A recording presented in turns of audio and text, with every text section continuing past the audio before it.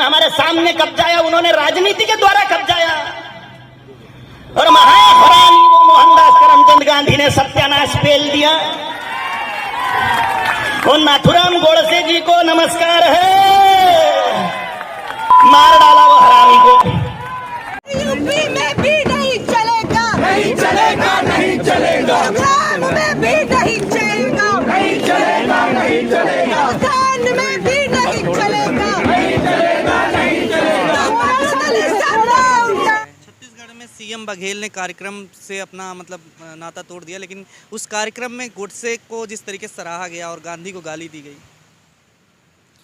मान लीजिए गोडसे को क्यों सराहा गया? गोडसे को इसीलिए ना सराहा गया क्योंकि उनका मानना है, जो भी लोग गोडसे का नारा लगाते हैं कि गांधी जो है, महात्मा गांधी, जिनको हम Mahatma Gandhi father of the nation कहते हैं, उन्होंने हिंदुओं के साथ विश्वासघात किया, हिंदुत्व के साथ विश्वासघात किया। यही उनका मानना है ना। उनको यही प्रॉब्लम थी कि क्यों वो कहते थे कि हिंदू मुस्लिम यूनिटी होना चाहिए अपने एंड के, जब पॉलिटिकल उनका जो लाइफ रहा है, क्यों वो कहते थे कि इस तरीके का जो छुआछूत है वो नहीं होना चाहिए, वो कहते थे।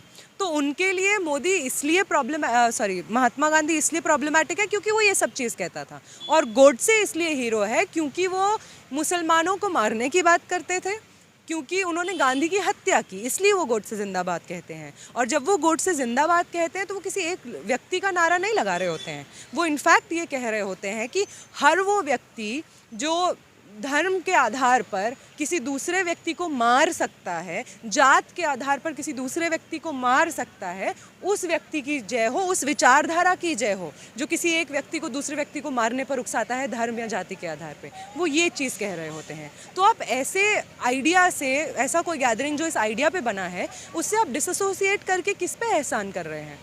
आप कार्रवाई कीजिए ना, आप पावर में हैं। आप कोई हम जैसे कॉमन पब्लिक तो नहीं है जो प्रोटेस्ट करते हैं या जो घर में बैठे हैं। आप आम जनता नहीं है, आप पब्लिक अकाउंटेबिलिटी के पोजीशन में हैं। आप क्यों नहीं उन पे कार्रवाई कर रहे हैं? कार्रवाई कीजिए, तुरंत कार्रवाई कीजिए, अरेस्ट करिए वहाँ पे जो लोग मौजूद थे उनको। क्या कहिएगा जिस तरीके से एक के बाद एक जगह धर्म संसद का आयोजन हो रहा और फिर नफरती बयान दिए जा रहे हैं?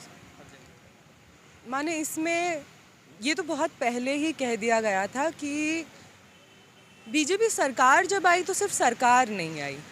जब बीजेपी सरकार आई तो अपने साथ एक जो पूरा बहुत पहले की इनकी लड़ाई है, एक हिंदू राष्ट्र स्थापित करने की और उसके लिए तमाम लोगों का कत्लेआम कर देने की, बीजेपी सरकार जब आई तो वो सपने को भी लेकर आई। जब बीजेपी सरकार आई तभी ये मुमकिन हो पाया कि इस जैसे यति नरसिंहानंद जैसे लोग सामने आके इतने ओपनली भाषण देने लग गए, प्रेस क्लब में भाषण देने लग गए। आप बात कीजिए मतलब सेंट्रल दिल्ली में, तभी ये मुमकिन हो पाया। तो ये जो हर जगह पे अलग अलग जगहों पर धर्म संसद की जा रही है, ये कोई माने इवेंट नहीं है, ये एक बहुत ही ऑर्गेनाइज्ड तरीका है कि जो लोग हैं जिनके अभी सबसे मुख्य सवाल जो मान लीजिए अभी इसी साल इतने सारे हमको रिपोर्ट्स आई हैं, हंगर इंडेक्स में हम इतने नीचे हैं, प्रेस फ्रीडम इंडेक्स में हम इतने नीचे हैं, बेरोज़गारी पीक पर है पिछले कुछ सालों से, जिस तरीके से पैंडेमिक में जिस तरीके की मौतें हुए हैं, सेकेंड वेव के बाद जो इतना रोष था जनता में, क्योंकि साफ तौर पे वो देख रहे थे उनके घर वाले लोग वो बचा नहीं पा रहे थे, हॉस्पिटल में बेड्स नहीं मिल रहे थे। गरीब जनता तो आज तक हमेशा मरती आई है, लेकिन पहली बार ऐसा हो रहा था जब मिडिल क्लास अमीर लोग भी मर रहे थे। तो इस तरीके का गुस्सा था। इस तरीके के गुस्से के ऊपर बात ना हो कि हेल्थ की व्यवस्था, हेल्थ सिस्टम हमारा इतना ख़राब क्यों है, इस पे बात ना हो कि रोज़गार क्यों नहीं है हमारे पास, आखिर लॉकडाउन को ख़त्म हुए इतना समय हो गया है, क्यों एजुकेशन को इस तरीके से एजुकेशन पे हमला है, इस तरीके की बातचीत ना हो। इसके लिए बहुत ज़रूरी है कि लोगों के बीच में इस तरीके का नफ़रत का जो स्ट्रॉन्ग इमोशन है उससे वो घिरे रहें, सराउंडेड रहें, और जहाँ पे भी वो देखें उनको यही सब बातें सुनाई दे। क्योंकि जहाँ पे लोगों को इस चीज़ का सपोर्ट मिल गया, क्योंकि जब मान लीजिए जब दिल्ली में लोग दंगे हुए थे तो जो वहाँ पे लोग निकल रहे थे जिनको उकसा के ये लोग लेके आए ज़बरदस्ती, वो कौन लोग थे? वो लोग क्या मतलब रोज़गार के सवाल से परेशान नहीं है? वो लोग क्या शिक्षा के सवाल से परेशान नहीं है? वो लोग क्या भूख के सवाल से परेशान नहीं है? वो हैं परेशान। पर ऐसे लोगों को आप चैनलाइज कर दीजिएगा इस तरीके के स्ट्रॉन्ग कम्युनल हेट्रेड के सेंटिमेंट्स के साथ में, तो आप चाहते ही हैं कि दंगा हो, आप चाह ही रहे हैं, आपकी मंशा ये है। इस वजह से धर्म संसद जो हो रहा है ये तो होना था। इस तरीके के बीजेपी के जो अलग अलग नेता हैं वो अलग अलग समय पर इसी धर्म संसद के स्पीकर्स के साथ मौजूद हुए हैं। नरेंद्र मोदी ने तो फेलिसिटेट किया है यति नरसिंहानंद को, उनके सोशल मीडिया पेज पर वीडियो है फेलिसिटेट करने का। पुष्कर धामी जो सीएम है उत्तराखंड के, जिनका रिस्पॉन्सिबिलिटी बनता था एक्शन लेने का, वो उन्हीं एक स्पीकर के पैर छूते हुए एक फ़ोटोज़ में दिख रहे हैं।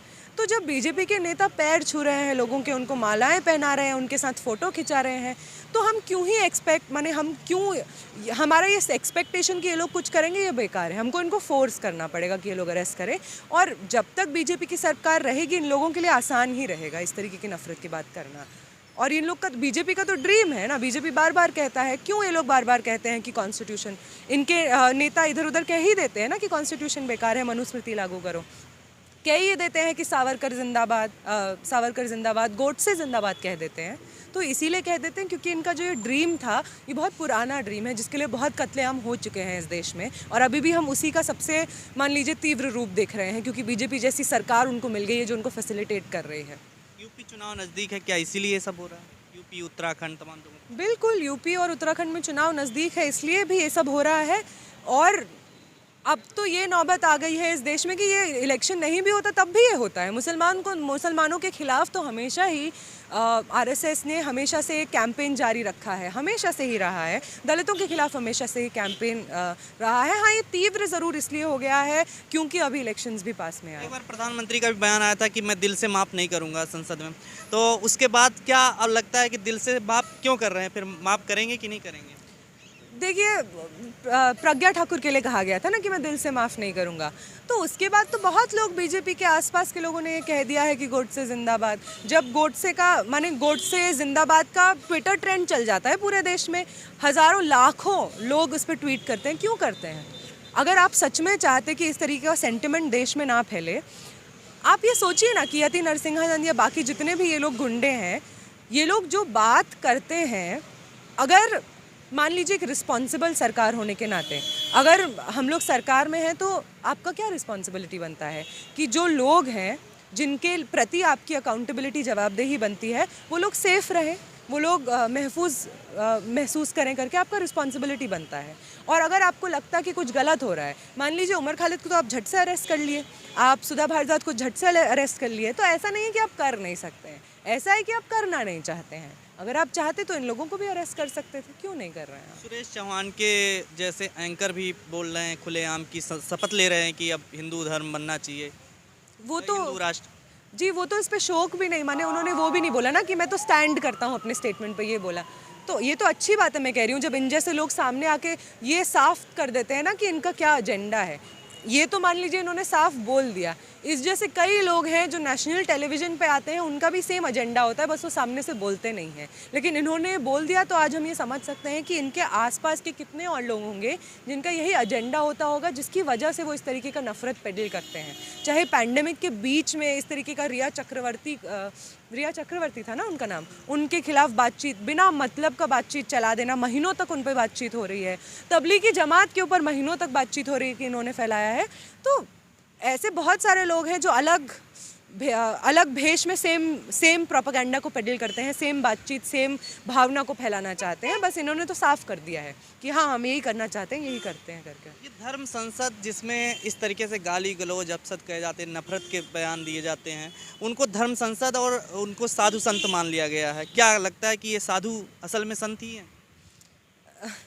साधु संत अगर ऐसे होते, माने ये तो मुझे कहना चाहिए कि जिन लोगों के नाम पर, जैसे वो साधु कह रहे हैं, संत कह रहे हैं, मैं तो चाहूँगी कि जितने भी साधु संत इस देश में हैं, जिनके नाम पर ये सब इज्जत पाकर नफरत फैला रहे हैं, वो लोग सामने आके बोलो कि ये हमको रिप्रेजेंट नहीं करते हैं, हम इनसे अग्री नहीं करते हैं। वो मैं तो चाहूँगी कि मैं अर्ज करूँगी इनफैक्ट उनको कि वो लोग, मैं उनको इनकरेज करूँगी कि आप लोग सामने आइए और ऐसे सब लोगों को इन सब लोगों को बोलिए कि हमारा हिस्सा नहीं है। ये ना हिंदुइज़्म हमारे लिए रिप्रेजेंट करते हैं, ना साधु संत है, कुछ ये रिप्रेजेंट नहीं करते हैं। मैं तो चाहूँगी कि वो लोग सामने आके ये सब चीज़ बोलें। सुप्रीम कोर्ट में वकीलों ने लिख करके दिए, मतलब कह रहे हैं जो वीर रमन है कि उनसे कुछ लिया जाए एक्शन। क्या लगता है, एक्शन लेगी सुप्रीम कोर्ट? ले तो लेना चाहिए। ये पूरा प्रोटेस्ट भी हम लोग कोशिश भी यही कर रहे हैं कि इस तरीके का पब्लिक प्रेशर हम लोग बनाएं कि एक्शन लिया जाए, क्योंकि इस तरीके का धर्म संसद का हमको भी, मान लीजिए ये जो कपिल मिश्रा वगैरह किए थे दिल्ली में, जब अभी भी कपिल मिश्रा का बयान माने कुछ तो लोग हैं, आप उनको कह सकते हैं कि वो मुंह खोलेंगे तो कुछ ऐसी ही बात करेंगे, उसमें कपिल मिश्रा एक हैं। तो माने इन लोग के खिलाफ इनका हिस्ट्री है इस तरीके का बातचीत करने का, और इनकी बातचीत करने के बाद दंगे होने का भी हिस्ट्री है। तो आप इन लोगों को अरेस्ट कीजिए। मैं तो ये कहूँगी कि आप किसका इंतज़ार कर रहे हैं। मैं तो कहूँगी कि अगर आप इनको अरेस्ट नहीं कर रहे हैं तो आप साफ तौर पे दंगा भड़काने में कंप्लिसिट हैं इन लोगों के साथ में, क्योंकि आपकी शांति, आपकी खामोशी इन लोगों के इस तरीके के बयान पे ये साफ दर्शाती है कि जो दंगा होगा आप उससे प्रॉब्लम नहीं है। हमको दिख पा रहा है, पूरी जनता को दिख पा रहा है कि इस तरीके के भाषण से दंगे होंगे, हमको दिख पा रहा है कि इस तरीके से कम्युनल हेट्रेड फैलेगी। तो सरकार को कैसे नहीं दिख पा रहा है? उनको दिख पा रहा है। वो चुप इसलिए क्योंकि वो शायद चाहते हैं कि ऐसा हो, उनसे उनका पॉलिटिकल पर्पस सर्व होता है, उनका राजनीतिक कुछ एम है जो उससे फुलफिल होता होगा। क्या आप धर्म संसद रुकेंगे इस तरीके से आगे, आपको लगता है, या ऐसे चालू रहेंगे, अभी चलता रहेगा?